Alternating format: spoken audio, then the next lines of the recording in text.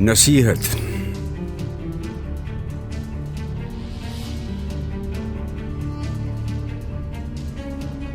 बच्चा शाहीन से कहता था उकाब साल खुर्द,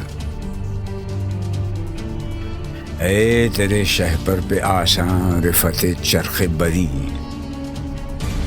है शबाब अपने लहू की आग में जलने का नाम, सख्त कोशी से है तलखे जिंदगानी अंगबी,